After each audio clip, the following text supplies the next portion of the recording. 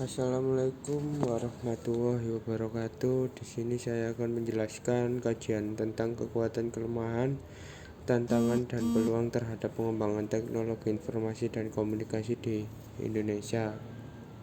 Dahuluan latar belakang pengertian teknologi informasi. Teknologi informasi dapat dipahami sebagai teknologi yang berhubungan dengan pengumpulan, penyimpanan, pengolahan, dan penyebaran informasi.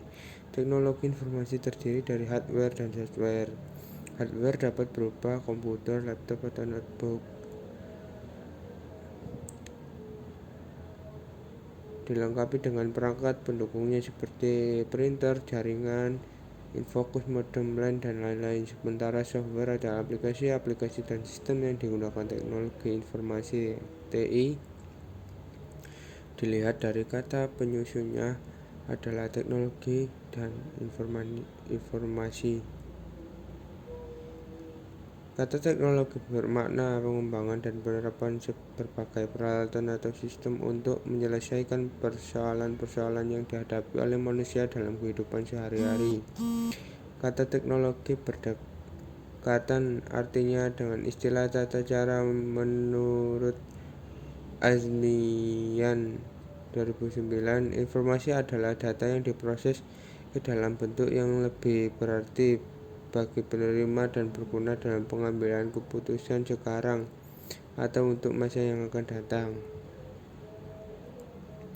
Electronic Government. Electronic Government e-Government menurut Instruksi Presiden RI Nomor 3 Tahun 2003 tentang Kebijakan dan Strategi Nasional Pengembangan e-Government merupakan proses transformasi di mana pemerintah mengoptimalkan pemanfaatan untuk mengeliminasi sekat-sekat birokrasi organisasi serta membentuk jaringan sistem manajemen dan proses kerja yang memungkinkan institusi pemerintah bekerja secara terpadu untuk menyederhanakan akses dan transparansi ke semua informasi dan layanan publik yang harus disediakan oleh pemerintah.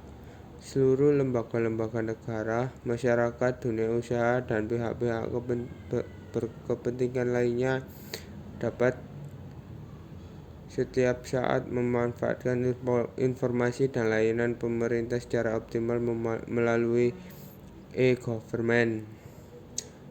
Dari sini masyarakat transparansi akan lebih bisa dilihat oleh masyarakat karena syarat utama penggunaan teknologi informasi untuk proses kerja dan pelayanan publik adalah untuk proses pelayanan yang baku dan standar yang jelas.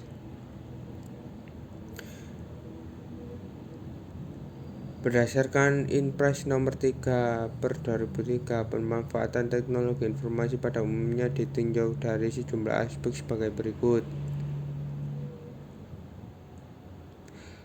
Leadership, infrastruktur, jaringan informasi, pengelolaan informasi, lingkungan bisnis masyarakat, dan sumber daya manusia.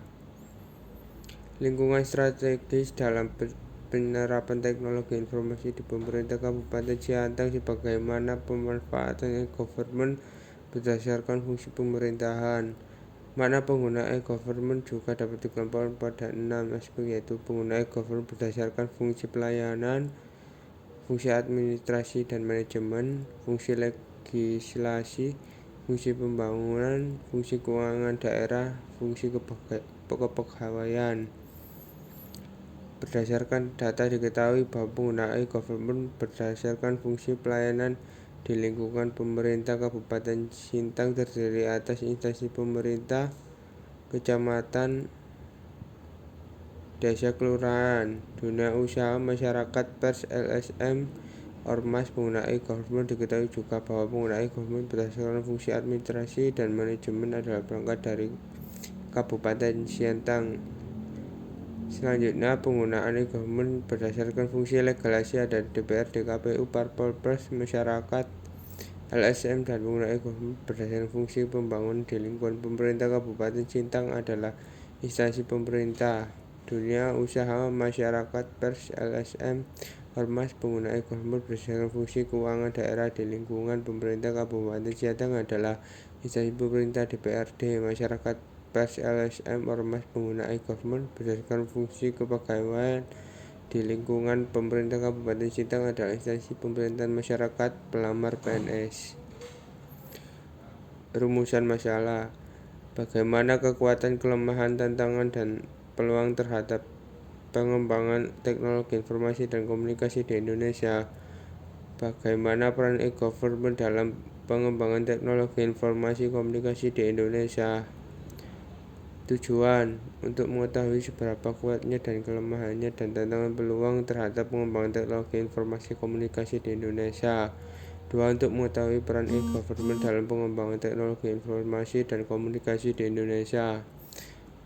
1.4 Manfaat. Memberikan penjelasan tentang kekuatan, kelemahan, tantangan, dan peluang terhadap pengembangan teknologi informasi dan komunikasi di Indonesia. Bab 2. Pembahasan. Kekuatan, kelemahan, tantangan, dan peluang terhadap pengembangan teknologi informasi dan komunikasi di Indonesia. A. Peluang pengembangan teknologi informasi dan komunikasi di Indonesia. Peran dan fungsi teknologi informasi. Teknologi informasi dewasa ini menjadi hal yang sangat penting karena sudah banyak organisasi pemerintah yang menerapkan teknologi informasi untuk mendukung kegiatan organisasi. Penerapan teknologi informasi pada organisasi pemerintah tentunya memiliki tujuan yang berbeda, karena penerapan TU pada organisasi adalah untuk mendukung kepentingan organisasinya. Adapun menjadi tujuan dari adanya teknologi informasi menurut Sutaman untuk memecahkan masalah membuka kreativitas dan meningkatkan aktivitas dan efisiensi dalam melakukan pekerjaan. Sedangkan 6 fungsi teknologi informasi menurut Sutarman, yaitu menangkap, mengolah, menghasilkan, menyimpan, mencari kembali, transmisi.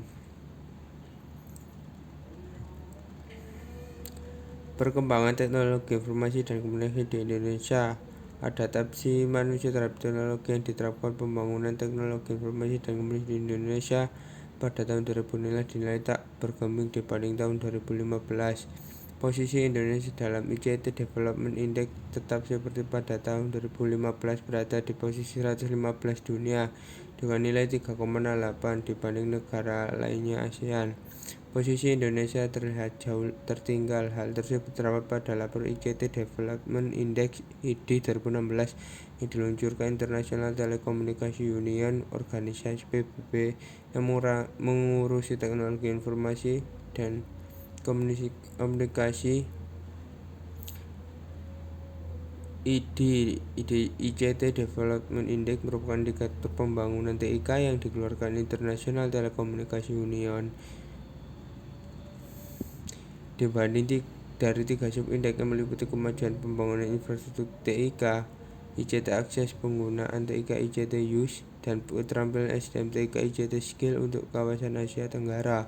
Singapura berada di atas dibandingkan negara ASEAN lainnya dengan nilai 7,95 dan berdasarkan di posisi 20 dunia.